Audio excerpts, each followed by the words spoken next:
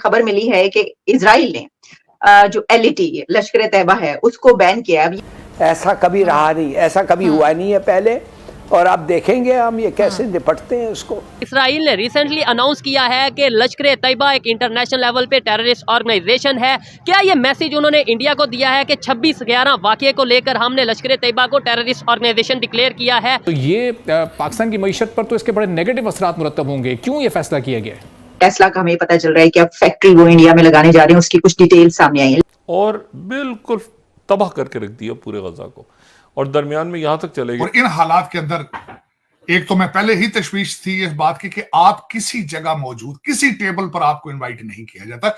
मैं कहता हूं वर्चुअल मीटिंग्स में भी आपको इनवाइट नहीं किया जाता। मुस्लिम उम्मा ने एक और झटका दिया पाकिस्तान को। पाकिस्तान में जो रिफाइनरी बनाने वाला था सऊदी अरेबिया, वो रिफाइनरी अब नहीं बनेगी। पाकिस्तान की जो ऑर्गेनाइजेशन हैं, खास तौर पे लश्कर तैयबा जो कि हाफिज सईद की जमात और इस तरीके से ऑर्गेनाइजेशन है, उसे बैन कर दिया। पहले भी आप आइसोलेशन की एक एक्सट्रीम पर पहुंच चुके हैं। पहले भी आप, सऊदी अरेबिया को पता लग गया है ये भिखारी कंट्री है, ये हमारे पैसे लेकर इन्वेस्ट नहीं करने वाले, इन्होंने बीच में खा जाने हैं, क्योंकि ये बिल्कुल इस वक्त नंगे होके बैठे हुए हैं। सर, ये जो इजराइल ने ये कदम उठाया है। हेलो फ्रेंड्स, जय हिंद। हिंदुस्तान स्पेशल में आपका स्वागत है दोस्तों।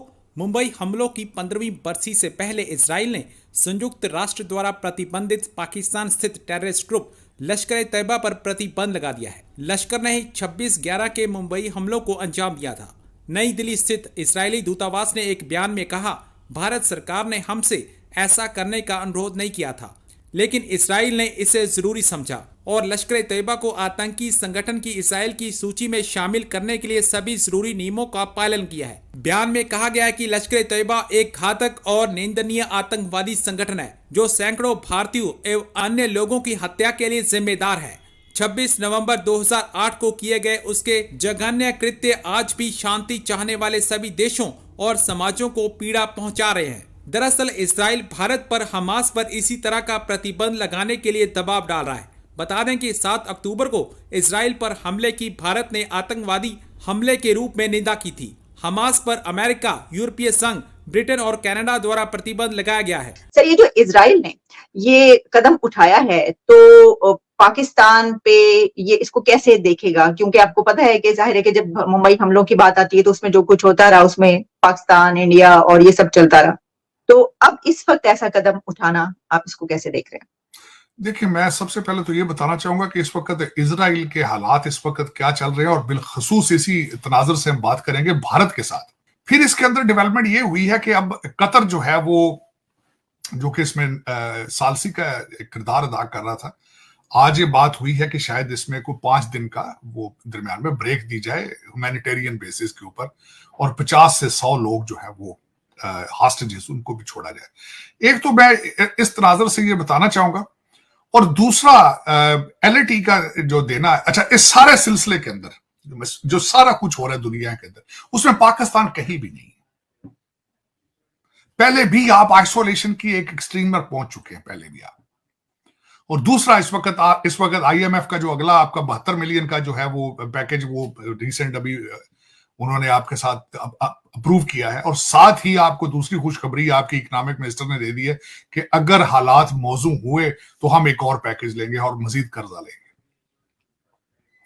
और इन सर्कमस्टांसेस में, और जब आपके अफगानी जा रहे हैं वहां से, और उसके बाद आप बैंकरप्सी के फिर ऑलमोस्ट धाने पर हैं, कोई रोड मैप मौजूद नहीं है, कोई फॉरेन पॉलिसी नहीं है, कुछ भी नहीं है, और आइसोलेशन है, हर तरफ से धमकियां और धक्के और ठुड्डे हैं। और इन हालात के अंदर एक तो मैं पहले ही तशवीश थी इस बात की कि आप किसी जगह मौजूद, किसी टेबल पर आपको इनवाइट नहीं किया जाता। मैं कहता हूं वर्चुअल मीटिंग्स में भी आपको इनवाइट नहीं किया जाता। और इन सर्कमस्टांसेस में एलईटी लश्कर तैयबा को दहशतगर्द ऑर्गेनाइजेशन करार देना, भारत की ये एक आपको उनके जख्म देखें, वो जख्मी थे हमेशा, वो आपको ये कहते रहे कि हमें प्रूफ दें एलईटी के खिलाफ, हाफिज सईद के साथ ये सारा कुछ करें, आपने नहीं किया।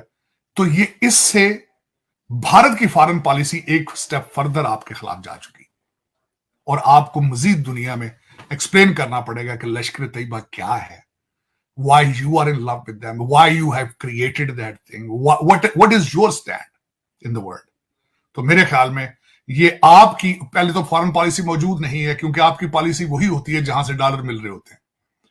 डॉलर मिले तो डॉलर दें चाइना वाले तो सी पैक के गीत शुरू कर देते हैं आप, डॉलर ना मिले आपको तो आप अमेरिका को गोले बेचते हैं, अमेरिका वो लेके तो देता है यूक्रेन को, आप उनके साथ डीलें करते हैं, आप उनके साथ लबी डबी होते हैं, आप IMF के पैकेजेस लेते हैं। अरे वो सऊदी अरेबिया तो था, सऊदी अरेबिया ने पुल आउट कर लिया रिफाइनरी से। रोहित भाई, आपने कभी सड़क के ऊपर भिखारी देखा है क्या? अब जब जा रहे हैं सड़क के ऊपर और रेड लाइट के ऊपर भिखारी आता है, आप उसको 1 रुपया देते हैं तो वो आपके मुंह पे मारता है, वो कहता है भाई 10 रुपए से कम नहीं लूंगा मैं। आप भी कहते चल जाए पीछे हट, 1 रुपए लेना ले, नहीं तो बाहर निकल। यही हाल है पाकिस्तान का। सऊदी अरेबिया ने बोला एक आधा रुपया ले ले, इन्होंने बोला नहीं, हमें तो $10 बिलियन चाहिए। भाई 10 रुपए भी नहीं मांगे, 10 बिलियन मांग लिए कि भी आप मेरे यहाँ पर इन्वेस्टमेंट कीजिए। अब सऊदी अरेबिया भी वही काम कर रहा है, पीछे हट, 1 रुपया लेना ले, नहीं तो बाहर निकल। सऊदी अरेबिया को पता लग गया है ये भिखारी कंट्री है, ये हमारे पैसे लेकर इन्वेस्ट नहीं करने वाले, इन्होंने बीच में खा जाने हैं, क्योंकि ये बिल्कुल इस वक्त नंगे होके बैठे हुए हैं, बिल्कुल जिसको बोलते हैं ताक रहे हैं कि कहीं से पैसे आए और हमने अपनी जेबों में भरें और देश छोड़कर भाग जाए। आपको नहीं लगता कि ये मुनीर अब तक तो ये पैसे पूसे समेट कर बाहर निकल गया होता? क्योंकि इनके तो यहाँ पे रिवाज है कि जो भी आर्मी का चीफ होता है अपने देश में रहता ही नहीं है, वो पैसे इकट्ठे करता है, बाहर भाग जाता है। लेकिन मुनीर के लिए कुछ छोड़ा ही नहीं बाजवा ने कि ये पैसे लेकर कहीं बाहर निकले, इसलिए ये ताक रहा है। सऊदी अरेबिया को भी मालूम है इस चीज का, इसलिए उन्होंने अपने हाथ खींच लिए।